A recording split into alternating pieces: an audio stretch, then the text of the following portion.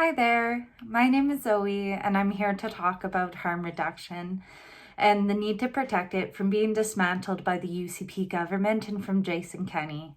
Currently, Jason Kenney is defunding, restricting access, and closing harm reduction services here in Alberta, such as the OAT program from Sheldon Schumer, the virtual opioid dependency program, and the safe consumption site in Lethbridge. Jason Kenney has done this under some incorrect assumptions.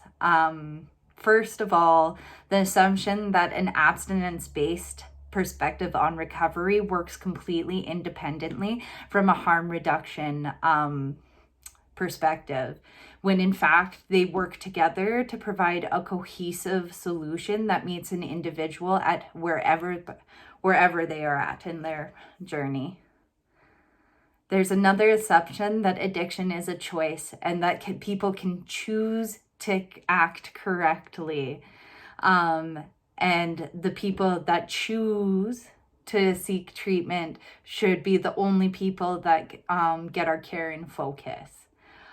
Even though when it's scientifically proven that addiction is a mental health disorder with a biological basis. And finally, that harm reduction enables addiction, even though it is part of trauma-informed care and is evidence-based. All these assumptions kind of root from the misunderstanding on how a person develops addiction and, the pathway to recovery from there. Trauma is one of the most important underlying factors of an individual developing addiction. This means that it could be biological, so head hits where there is direct brain damage. It could be psychological, such as growing up in an abusive household or any other types of prolonged trauma.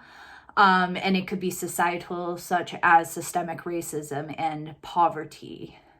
When we go through trauma, our brains release this hormone called cortisol. And when we go through prolonged trauma, so trauma after trauma after trauma, this cortisol actually starts to destroy parts of our brain. Parts like the hippocampus, which is our center for learning and memory, and parts like the prefrontal cortex, which regulates our emotion and impulse control and our thoughts, kind of our reasoning and logic center. So individuals that have been traumatized are at a reduced capability of learning, of memory, of regulating emotions, of impulse controls, which makes these individuals very susceptible to high-risk behaviors such as illicit substance use. And these damaged parts of the brain kind of hinder individuals from forming healthy relationships.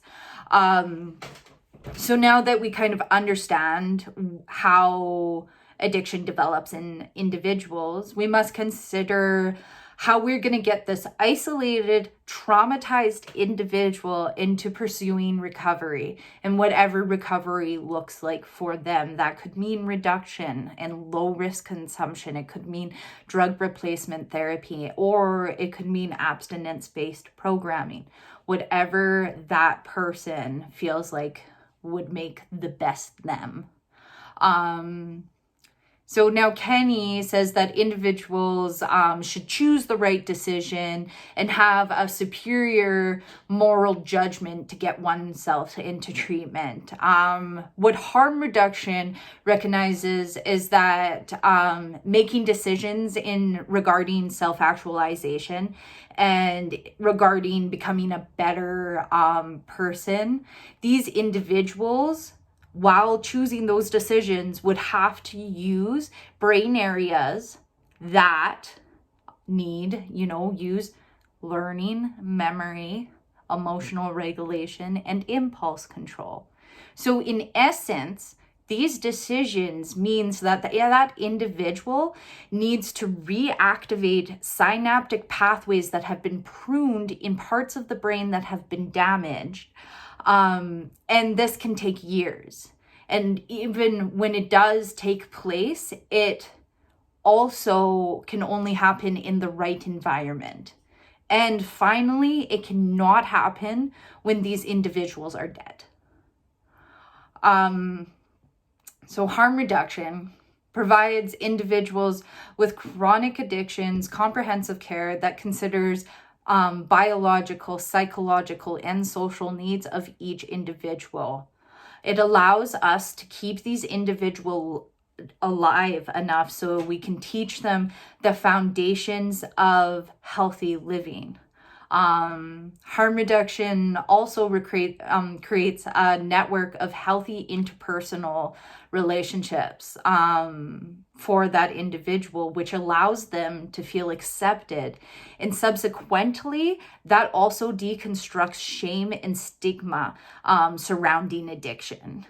And then in turn, these healthy relationships, first of all, boost confidence, and it allows an individual to feel like they deserve a better life, to deserve better people around them, to just deserve better for themselves.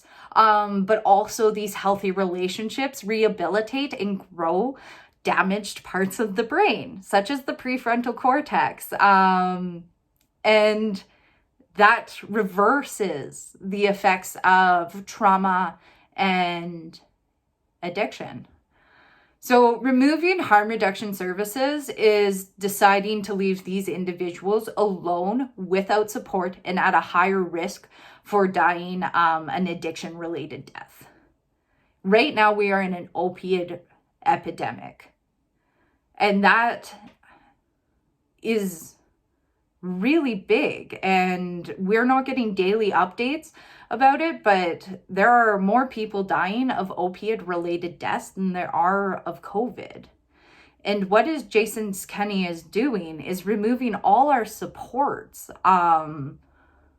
to solve this epidemic, and I'm unsure why he's doing that and leaving people to die.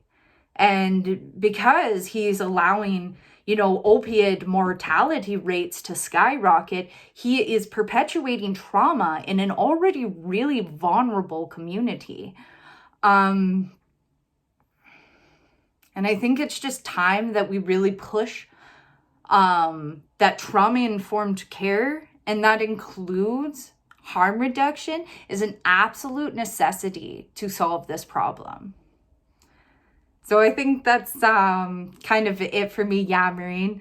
But if you have resonated with anything I say, please reach out to your MLA. We need to be heard, and we need to be heard loudly. That this will not be acceptable, and that we want the best for our communities. And we won't just stand by and watch this devastation happen. But thanks for listening to me. Have a good day.